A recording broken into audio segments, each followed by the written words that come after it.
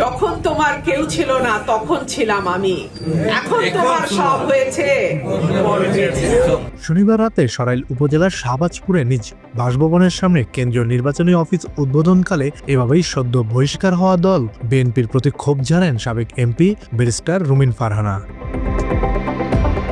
রবিবারও নিজ এলাকায় প্রচারণার সময় বিএনপিকে ইঙ্গিত করে বক্তব্যে বেঈমান সম্বোধন করেন রুমিন। আমি কোন গোষ্ঠীর মতন বেঈমান না। এক বক্তব্যে রুমিন বলেন, তিনি চাইলে দলের সাথে সমঝোতা করতে পারতেন, তবে ভোটারদের দিকে তাকিয়ে তিনি একাই লড়তে এসেছেন।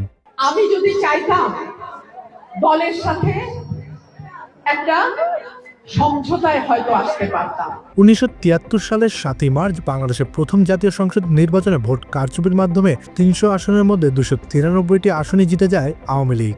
এবারে নির্বাচন নিয়েও সেরকম আশঙ্কা প্রকাশ করেছেন রুমিন। নির্বাচনী প্রচারণার সময় এ নিয়ে সরকারি কর্মকর্তাদের হুঁশিয়ারিও দিয়েছেন।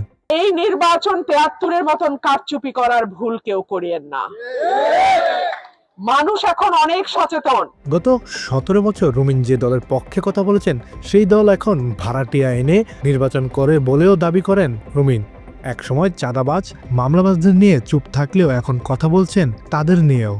17 বছর যেই দলের পক্ষে কথা বলছে সেই দল এখন ভাড়াটিয়া আনে নির্বাচন করার জন্য। একসময় বিএনপির নেতাকর্মীদের চাঁদাবাজির পক্ষে থাকলেও মনোনয়ন হারিয়ে কথা বলছেন সেই চাঁদাবাজিরই বিরুদ্ধে। চাঁদাবাজির ফল ভালো হবে না বলে দিয়েছিলাম।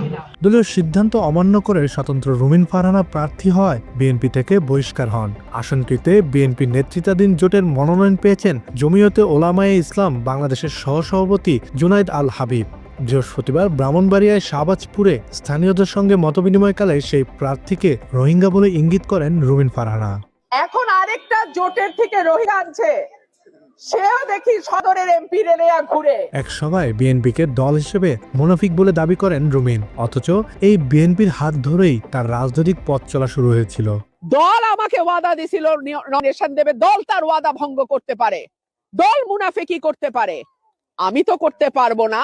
বিএনপির চেয়ারম্যান তারেক রহমানকে নিয়েও বিতর্ক মন্তব্য করতে ছাড়েননি রুমিন। তারেককে ইঙ্গিত করে বলেন, যেই লোক দেশের নাগরিকত্ব ছেড়ে লন্ডনে সংসার পেতে বসেছেন তার দেশপ্রেম থাকতে পারে না।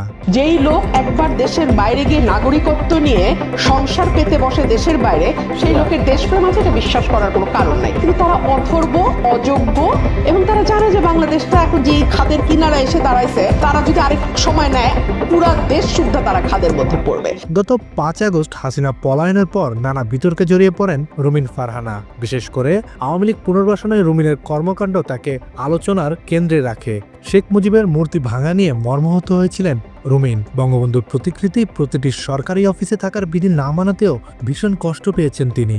বঙ্গবন্ধুর প্রতিকৃতি প্রত্যেকটা উপদেষ্টার মাথার পেছনে থাকবার কথা, এটা সংবিধানে বলা আছে, আপনাকে রাখতে হবে। প্রতিটি স্বায়ত্তশাসিত অন্যান্য যে অফিসগুলো আছে, আমাদের ব্যুরোক্রেসির যে অফিস, প্রত্যেকটাতে সেই ছবি থাকতে হবে। ছবিগুলো কি আছে? না, নাই। মাত্র 30% টাকায় জমির মালিক হয়ে নতুন বাংলাদেশের গড়ে তোলার স্বপ্ন দেখা বাংলা বসতি। এমনকি ধানমন্ডি 32-এ শেখ মুজিবের বাড়ি গুড়িয়ে দেওয়া থেকে শুরু করে আওয়ামী বিরোধী বিভিন্ন কর্মকাণ্ডের সমালোচনা করেছেন রুমিন। 24-48 ঘন্টা ধরে ভাঙা, এটা বিভৎস রকম একটা মববাজি। বিশেষ করে ভারতীয় গুজব মিডিয়া আজ তাক বাংলায় সাক্ষাৎকার দিয়ে প্রধান উপদেষ্টার বিরুদ্ধে ষড়যন্ত্র করে সে সময় বেশ আলোচিত হন সাবেক এই সংসদ সদস্য। কৌশলগত সিদ্ধান্ত বা পলিসি ডিসিশন নেওয়ার মতো এখতিয়ার নাই। দেশকে অস্থিতিশীল করতে উঠে পড়ে লাগা রুমিন ফারহানার পাশে নেই কেউ। তবে এখন মাঝে মধ্যে জামায়াতে ইসলামের প্রশংসা করেন তিনি। এক টেলিভিশন টকশো থেকে জামায়াতের প্রশংসা করে বলেন, জামায়াত যদি কোনো আসনে কলাগাছকেও মনোনীত করে, সে আসনে তাদের কোনো প্রার্থী দাঁড়াবে না, অথচ নিজেই হয়েছেন বিদ্রোহী। অত্যন্ত সুশৃঙ্খল একটা দল। সো জামাত যদি বলে যে অমুক আসনে কলাগাছ দাঁড়াবে, জামাতের কোনো প্রার্থী সে যতই যোগ্য হোক, সে কিন্তু ওই আসনে আর নিজেকে ডিক্লেয়ার করবে না। সকল জল্পনা কল্পনা কাটিয়ে আগামী 12 ফেব্রুয়ারি অনুষ্ঠিত হতে যাচ্ছে ত্রয়োদশ জাতীয় সংসদ নির্বাচন। আর এই নির্বাচনকে ঘিরে ব্যাপক উৎসাহ ও উদ্দীপনা কাজ করছে দেশবাসীর মধ্যে। বিশ্লেষকরা মনে করছেন, আওয়ামী বন্দনার কারণেই বিএনপির মনোনয়ন বঞ্চিত হয়েছেন রুমিন ফারহানা। এরপরও স্বতন্ত্র প্রার্থী হিসেবে নির্বাচন করে রুমিনের মতো আওয়ামী বন্দনাকারী কি আবারও সংসদে যাচ্ছে, এমন প্রশ্ন সবার। Desk report, Bangla addition.